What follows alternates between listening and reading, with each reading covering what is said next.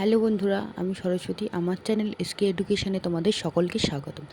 আজকে আমি সলভ করে দেখাবো ক্লাস 4-এর রায় মার্টিন প্রশ্নবিচিত্রার পরিবেশের স্কুল নাম্বার 4। চলো আমাদের স্কুল নাম্বার 4-এ কী আছে দেখে নেওয়া যাক। স্কুল নাম্বার 4 হচ্ছে জেনকিস্ট স্কুল, কোথায়? কোচবিহারে। এক হচ্ছে শূন্যস্থান পূরণ করো। ক হচ্ছে তরল আর গ্যাসের নিজস্ব কোনো আকার নেই। কারণ তরল পদার্থের কোনো আকার নেই, গ্যাসীয় পদার্থেরও কোনো আকার নেই। তরল পদার্থ যেমন আমাদের জল যখন গ্লাসে নিই সেটা গ্লাসের আকার ধারণ করে, আবার যখন সেটা আমরা কোনো বালতিতে রাখি সেটা বালতির আকার ধারণ করে। তাহলে হচ্ছে তরল ও গ্যাসের নিজস্ব কোনো আকার নেই। খ হচ্ছে যে জিনিস যত ভারী তার ভরও তত বেশি। গ হচ্ছে আমাদের মুখের কত ধরনের দাঁত আছে? 4 ধরনের দাঁত আছে। ঘ হচ্ছে বাতাস থেকে আমরা শ্বাস নেওয়াটাকে কি বলে? বাতাস থেকে যখন আমরা শ্বাস নিই সেটাকে বলা হয় প্রশ্বাস, আর যখন ছাড়ি সেটাকে বলা হয় নিঃশ্বাস। উহা হচ্ছে ইট হলো একটি কি পদার্থ? ইট হলো একটি জড় পদার্থ। কেননা জড় পদার্থের যা যা গুণ ইটের মধ্যে সব আছে। ইটের প্রাণ নেই, জড় পদার্থের যেমন প্রাণ থাকে না। তারপর হচ্ছে ইট বংশবিস্তার করতে পারে না, চলাফেরা করতে পারে না, সেই জন্য ইট একটি জড় পদার্থ। তোমার চটা দেখো, একের বেশি বেশি রকমের জিনিস মেশানো হলে তাকে কি বলে? মানে একটা জিনিস, একটা জায়গায় ধরো আমি জল আর চিনি নুন দিয়ে শরবত করছি, লেবুর রস টস দিয়ে শরবত করছি, সেখানে আমার একের বেশি জিনিস মেশানো হয়ে গেছে, সেটাকে তখন আমরা কি বলবো? মিশ্রণ। তারপর হচ্ছে দুইয়ের দেখো, লুপ্ত প্রাণী কাকে বলে?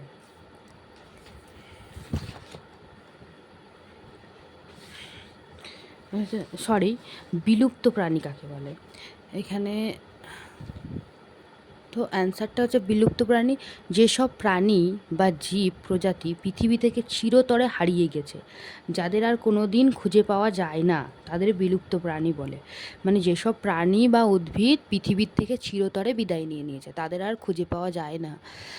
যেমন হচ্ছে ডাইনোসর আর দেখা যায় না, কিন্তু পৃথিবীতে একসময় ছিল।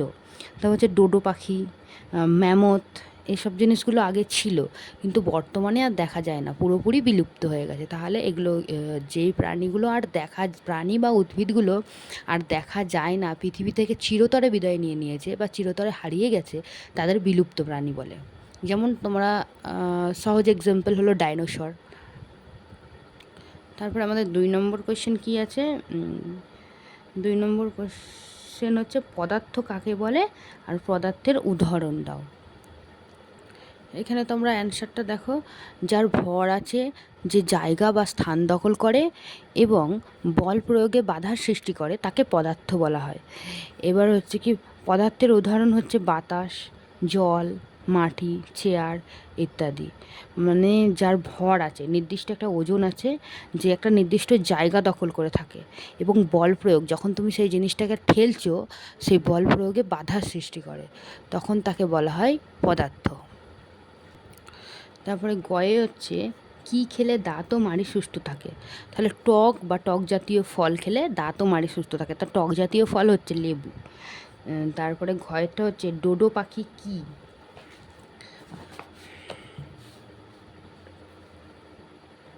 এখানে অ্যান্সারটা দেখো, ডোডো হলো মরিশাস দ্বীপে বসবাসকারী একটি বিলুপ্ত উড্ডয়ন ক্ষমতাহীন পাখি। উড্ডয়ন ক্ষমতাহীন মানে উড়তে পারে না।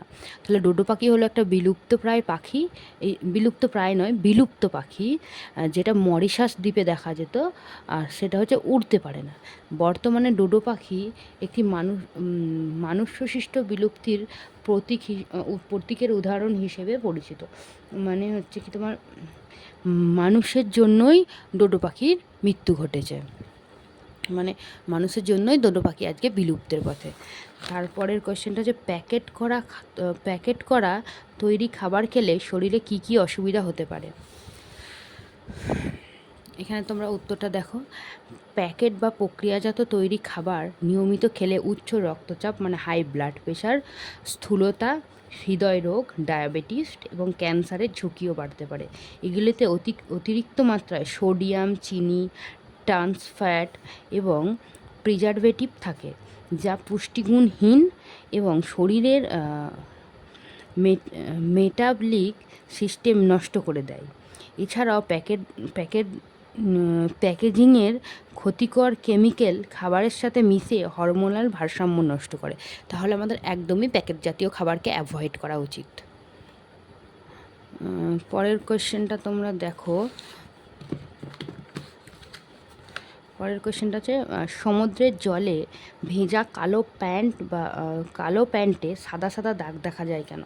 মানে আমরা যখন সমুদ্রে স্নান করে উঠে আসি তখন ভিজা প্যান্টের কালো যদি প্যান্ট থাকে তার মধ্যে সাদা সাদাভাবে ফুটে ওঠে, কেন ফুটে ওঠে? অ্যান্সার দেখো, সমুদ্রের জলে ভেজা কালো প্যান্ট শুকিয়ে গেলে সাদা দাগ হয় মূলত জলের মধ্যে থাকা লবণের কারণে। সমুদ্রের জল লবণাক্ত, সেই কারণেই।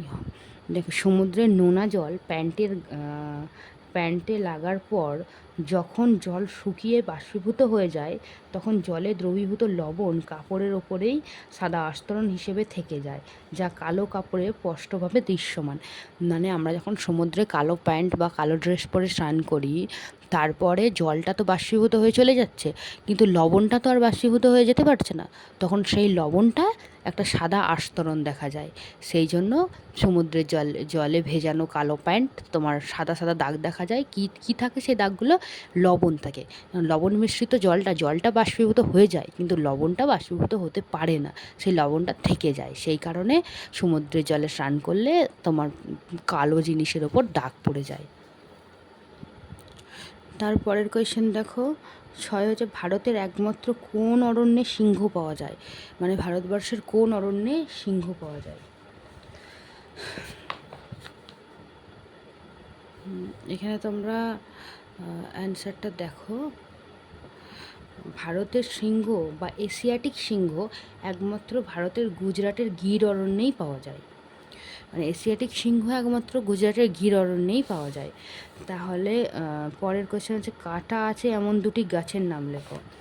এখানে দেখো, কাঁটা আছে এমন দুটি গাছের নাম হচ্ছে, ফণি মনসার কাঁটা থাকে, বাবলা, গোলাপ ফুলের গাছে কাঁটা থাকে, লেবুর গাছে কাঁটা থাকে। তারপরের কোয়েশ্চেন হচ্ছে, সুষম আহার কাকে বলে? এখানে অ্যান্সারটা দেখো, যে খাদ্য দেহের স্বাভাবিক বৃদ্ধি পুষ্টির জন্য প্রয়োজনীয় 6টি উপাদান। তাহলে পুষ্টির জন্য প্রয়োজনীয় কী কী উপাদান? শর্করা, আমিষ, স্নেহ, ভিটামিন, খনিজ লবণ ও জল সঠিক পরিমাণে ও নির্দিষ্ট অনুপাতে থাকে, তাকে সুষম আহার বলে। তারপরের কোশ্চেন হচ্ছে, সংরক্ষণ কাকে বলে? এখানে দেখো, তোমাদের সংরক্ষণ প্রাকৃতিক সম্পদ, পরিবেশ ও জীববৈচিত্র্য বা কোনো বস্তুকে ধ্বংস বা অপচয় বা ক্ষয়ের থেকে রক্ষা করে সতর্কতার সাথে ব্যবহার করা এবং রক্ষণাবেক্ষণ করাকে সংরক্ষণ বলে। সংরক্ষণের উদাহরণ হচ্ছে জাতীয় উদ্যান তৈরি, বনভূমি সংরক্ষণ, জল ও বিদ্যুৎ সাশ্রয় করা। তারপরে হচ্ছে, কী করলে ফুসফুস ভালো থাকবে? এখানে তোমরা অ্যান্সারটা দেখো, ফুসফুস ভালো এবং কর্মক্ষম রাখতে ধূমপান বর্জন করতে হবে। মানে ধূমপান করলে ফুসফুসের খুব প্রচণ্ড পরিমাণে ক্ষতি হয়। তাহলে ধূমপান বর্জন করতে হবে, দূষিত বাতাস বা ধুলোবালি এড়িয়ে চলতে হবে, নিয়মিত ব্যায়াম করতে হবে, প্রচুর পরিমাণে জল খেতে হবে। প্রচুর পরিমাণে জল খাওয়া খুবই জরুরি ফুসফুস ভালো রাখার জন্য। এছাড়াও প্রতিদিন সকালে ধ্যানের মাধ্যমে গভীর শ্বাস প্রশ্বাসের ব্যায়াম এবং শ্বাস প্রশ্বাসের ব্যায়াম করতে হবে। শ্বাস প্রশ্বাসের ব্যায়াম করলে কি হয়? ফুসফুসের কার্যকারিতা বেড়ে যায়। তারপরের কোয়েশ্চেন হচ্ছে, মাইক্রোস্কোপ বা অণুবীক্ষণ যন্ত্র কাকে বলে? দেখো, যে যন্ত্রের সাহায্যে খালি চোখে দেখা যায় না এমন অতি ক্ষুদ্র বস্তুকে অনেক বড় করে স্পষ্টভাবে দেখা যায়, তাকে মাইক্রোস্কোপ বলা হয়। মাইক্রোস্কোপ আমরা কী জন্য ব্যবহার করি? যেসব জিনিসকে আমরা খালি চোখে দেখতে পাই না তাদের বড় করে দেখার জন্য মাইক্রোস্কোপ ব্যবহার করি। তাহলে মাইক্রোস্কোপ লেন্সের সাহায্যে বস্তুর আলোর প্রতিসরণ ঘটিয়ে ক্ষুদ্র বস্তুকে একটা বড় বস্তুর স্পষ্ট চিত্র তৈরি করে। নেক্সট কোয়েশ্চেন হচ্ছে, পাখিরা বহুক্ষণ আকাশে ওড়ে কিন্তু ক্লান্ত হয় না কেন? এখানে ওর অ্যান্সারটা দেখো, পাখিরা হালকা ও ফাঁপা হাড়ের মানে পাখিদের হাড় হালকা এবং ফাঁপা হয়। পেশির উচ্চতা, কার্যক্ষমতা, বাতাসের তাপীয় স্রোত ব্যবহার করে ডানা নাড়িয়ে গ্লাইড